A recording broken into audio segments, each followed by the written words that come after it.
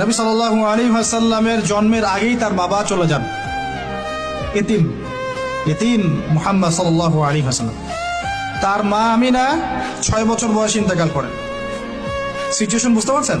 6 বছর একটা বাচ্চার বাবাও নাই মাও নাই। তার দাদা আব্দুল মুত্তালিব তাকে সাথে রাখেন, খুব আদর করেন, খুব মহব্বত করেন, যেখানে যান সাথে করে নিয়ে যান। তিনি নেতা মানুষ, তার পাশের চেয়ারে তাকে বসতে দেন, বলেন আমার এই নাতি একদিন সাইয়্যেদ হবে, নেতা হবে, এই কথা বলেন।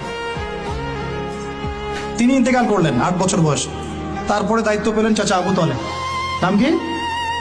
এই 8 বছর বয়স থেকে নিয়ে নবী সাল্লাল্লাহু আলাইহি ওয়াসাল্লাম নবী হয়েছেন 40 বছর বয়সে, আর মক্কায় ছিলেন 13 বছর, প্রায় 53 বছর। প্রায় 53 বছর পর্যন্ত, 8 থেকে 53 বছর পর্যন্ত, এই যে লম্বা সময় চাচা আবু তালেব নবী সাল্লাল্লাহু আলাইহি ওয়াসাল্লামকে পাহাড়ের মতো প্রোটেক্ট করেছেন, পাহাড়ের মতো। পাহাড়ের পিছনে আপনি দাঁড়ালে কি বাতাস লাগবে? এভাবে তিনি প্রোটেক্ট করেছেন নবী সাল্লাল্লাহু আলাইহি ওয়াসাল্লামকে। তার সন্তানদেরকে যা খাওয়াতেন তার চেয়ে ভালোটা নবীকে খাওয়াতেন সাল্লাল্লাহু আলাইহি ওয়াসাল্লাম। স্পেশাল রান্না তৈরি করে তাকে ডেকে নিয়ে বসতেন, কারণ এতিম ছেলে, মনে কষ্ট আছে, হয়তোবা সবার সামনে বলতে পারে না, ব্যাপারটা বুঝেন না? তিনি এইভাবে ট্রিট করতেন। এমনকি নবী হওয়ার পরে আল্লাহর নবী সাল্লাল্লাহু আলাইহি ওয়াসাল্লামের বিরুদ্ধে পুরা সমাজ চলে গেল। কেউ গালি দেয়, কেউ বলে সাহের, কেউ বলে কাযযাব, কেউ বলে ফারিকুল জামা।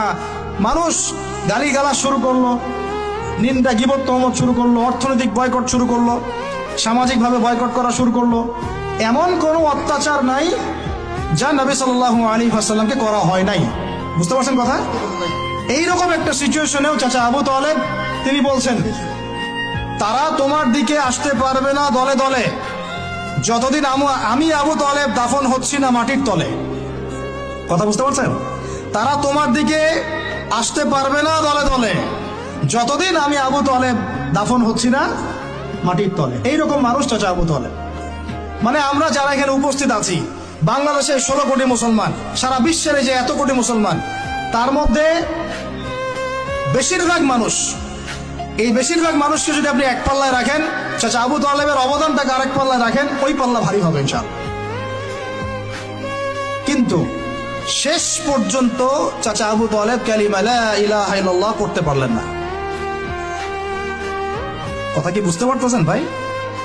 নবী সাল্লাল্লাহু আলাইহি ওয়াসাল্লাম বারবার বলতেছেন, চাচা খালি একটাবার কালিমা পড়েন, আমি আল্লাহর কাছে আপনার জন্য সুপারিশ করবো, আমি আপনাকে জান্নাতে নিয়ে যাব, চাচা খালি একটাবার সাক্ষ্য দেন, শাহাদা দেন।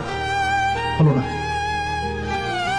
হাদিসের মধ্যে আসছে চাচা আবু তালেবকে জাহান্নামের সবচেয়ে উঁচু স্থানে রাখা হবে, যেখানে তার পায়ের গোড়ালি বা টাকনু পর্যন্ত আগুনে পুড়বে, এতেই তার মগজ টকবক করে ফুটতে থাকবে। নাউযুবিল্লাহ।